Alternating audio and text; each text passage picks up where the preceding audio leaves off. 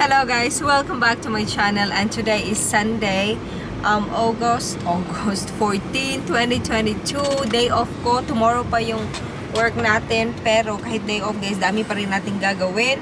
It is 11 in the morning. Ang maingay ay ang aircon. 11 in the morning na and kalalabas lang namin ng bahay and we are on our way sana sa aming tiny house. Kaya lang wala pa kaming kain guys, so we have to go to the bagel shop first, bili ng pagkain para kay Martin. Ako naman, may rice pa ako dun sa colony at saka yung pork chop yesterday na kinain namin na grinil, leftover. So tingin ko, yun lang yung kakainin ko today. So hindi na kami mag-breakfast, parang lunch na yun. So, yeah, yun. At yung buho ko guys, medyo maayos ngayon. Kasi, alam nyo naman, ewan ko ba kung alam nyo na yung problema ko talaga sa buhok ko is super dry talaga siya. And sa Pinas naman hindi ganon, pero since nag-move dito sa Denmark for so long, nagkakaproblema talaga sa buhok, ganyan. And then, my friend ako na African, kasi naman, di ba kita nyo naman yung mga buhok na mga African, sobrang steak na parang curly. So, tinanong ko siya, paano ba nila tinitake care yung buhok nila na parang kahit ganun ka steak, hindi siya super dry. Sa akin naman, hindi naman siya ganun kakapal, pero ang dry at ang kate. At shinare niya sa akin yung parang, ito daw yung parang product na ginagamit talaga ng mga African women, majority of the African women. Name ng brand is, tawag niya Kanto. C-A-N-T-U. Kanto. So, bumili ako guys, para siyang hair lotion, a lot of things. Pero yung sinabi niya sa akin, yung pinaka-importante daw is yung parang hair lotion. So, paggabi, basain mo yung buhok mo konti, damp hair, and then you put it into your hair, and then the next day, it will look like this in a way. Pero medyo siya, oily. So, balik tayo. So, yun nga guys, last night ko siya shinay, and naligo na ako so that mabasa yung buhok ko. And then right after that, nung medyo dinay ko siya ng parang sa towel, ganyan, so parang damp hair na, so doon ko nilagay yung parang Kanto, yung name ng product, Kanto moisturizing hair lotion. So yun, pero medyo ewan ko ba tama ba yung ginawa ko, medyo oily siya dito, pero I wanna use it for a month and see if nag-work ba. Pero so far naman, maganda. And then, it smells good. So, at least alam na natin kung anong sekreto ng mga African women. So, guys, ito na yung magiging lunch ko. It was like leftover from yesterday, the pork chop, and then the rice. And we really don't have the right, cooking things here. Kasi nga, hindi, the house is not done. Pero may rice cooker ako. So, I'm thinking, yung rice cooker, lagyan ko lang ng butter, tapos i-mix ko to. So, yun na. Ako lang din naman kakain, so it's fine. Why are you smiling now? Now,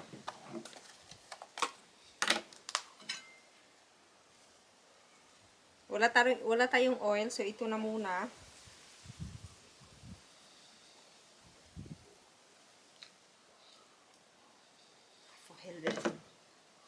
There. So, i-melt lang natin yung butter. Back in the ref so it doesn't melt. Yeah, I have to put it in the ref pala.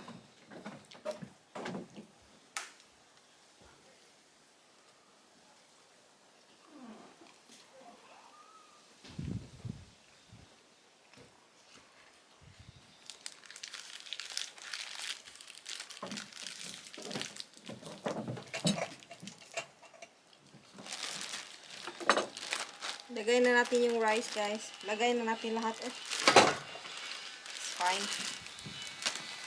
Yung pork chop, gusto kong i-bite size. So, wala tayong chopping board. So, ito lang muna. Tapos ito, carry na yan. Oh my God. Sarap nito Wala ba tayong tinidor? Yan, ganyan lang natin siya. Masarap ba? It tastes like, you know, this kind of food reminds me if in Philippines, the whole family is gonna be in the beach and then you grill something like this.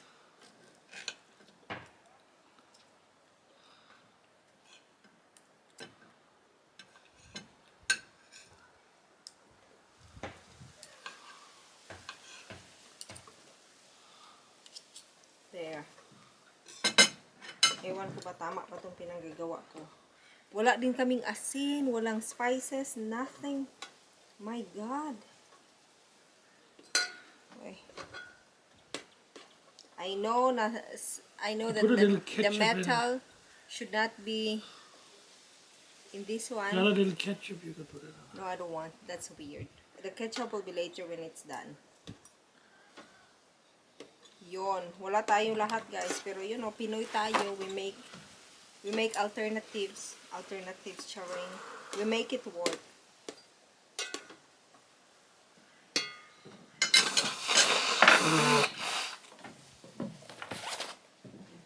Ako si Martin, sinisipon-sipon pa dyan while I'm making food, my God. Yung kape ko din, ang sarap, pero kulang sa sugar. Daming kulang. Anyway, put it there. We're gonna buy a new pork chop later today, right? No. Why no? You save that one, huh? You want that for Yeah, dinner? Then don't eat it all. I will eat everything. I'm so hungry. Then you can have hot dogs. No. That's why I said we didn't go on a go shop. We're gonna buy later today. Simple as that.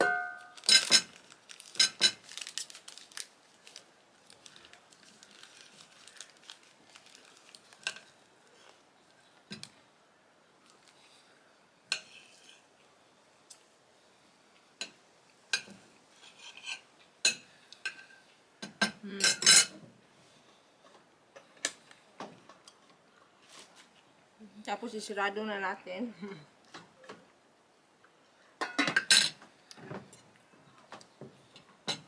Ito naman diretsong bibig.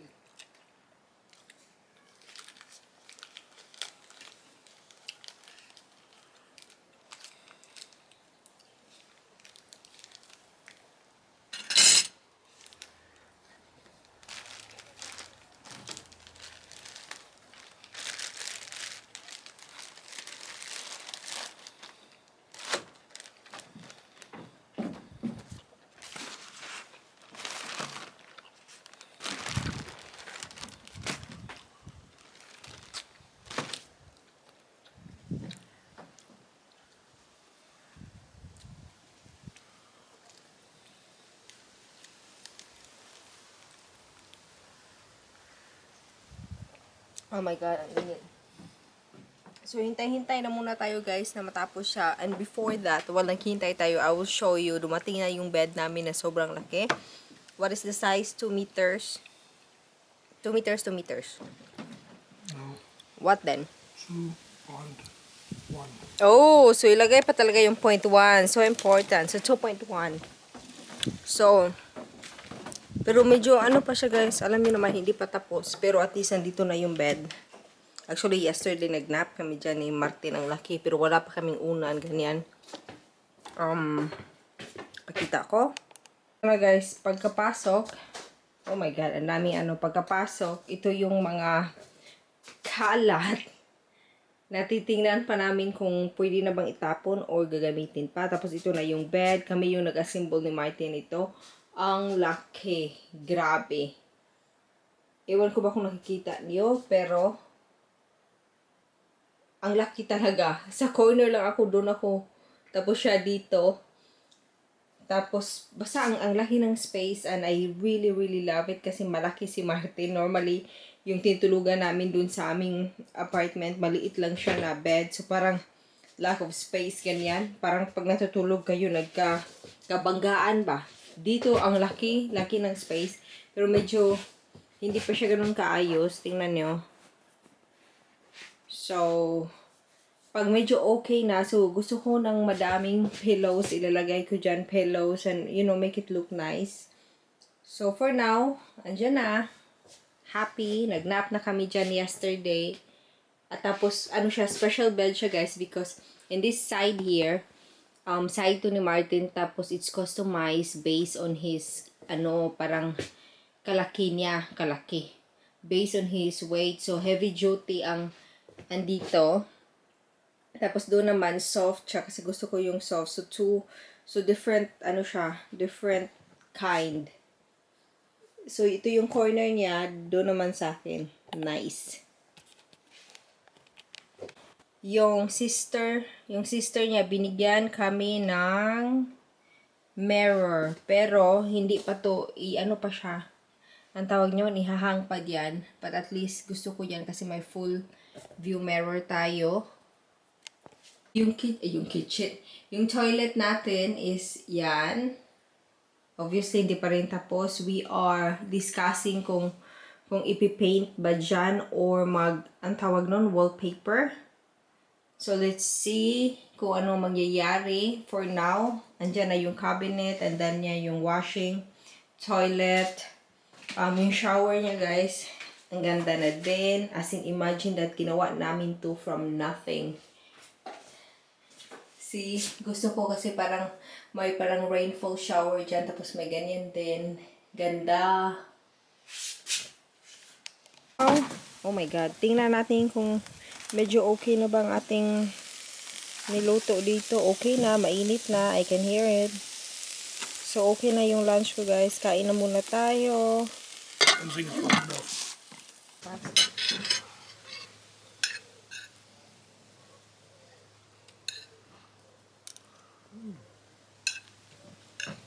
Sarap.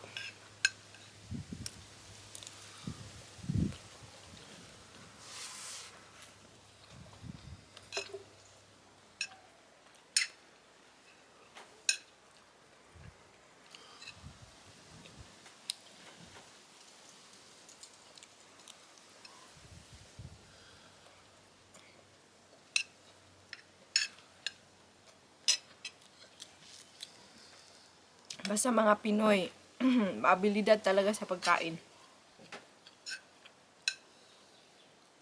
You wanna taste? No? I know. So much bacon in it. Your food? Why you didn't share with me? I gave it to you and you throw it out. Oh, please. Sarap.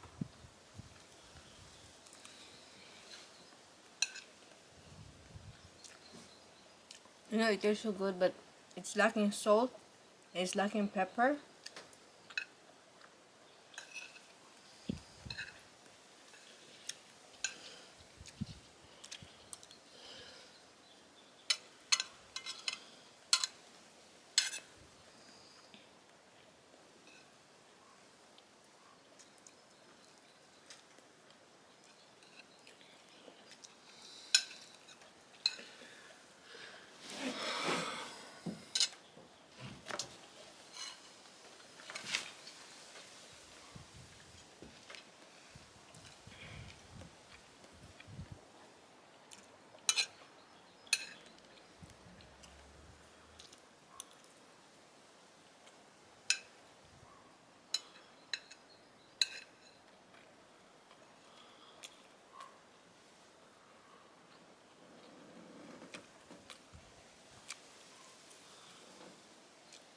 What are you doing?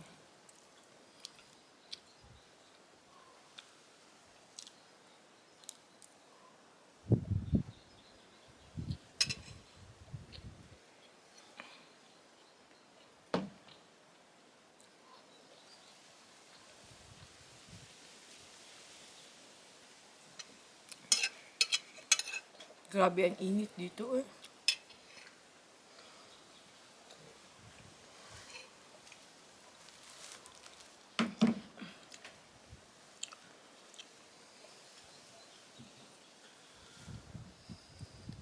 $21 degrees. Pero it feels like more. Yeah, it is more in the sun. It's also more than 21 degrees. Yeah.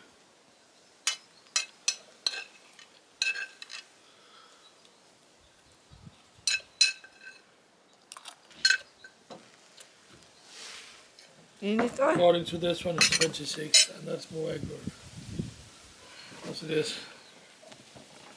It will be Hello guys, grabe ang init talaga dito ngayon. Kaya hide na muna tayo dito sa bedroom kasi ito lang ata yung parang medyo malinis kahit papano sa lugar na to. So dito ngayon ako and I'm thinking to just, matulog na muna ako kasi sobrang init. Tapos yung electric fan ko, nilagay ko directly sa bed kasi maliit lang siya. Wait. O pag may naririnig kayong maingayan yan.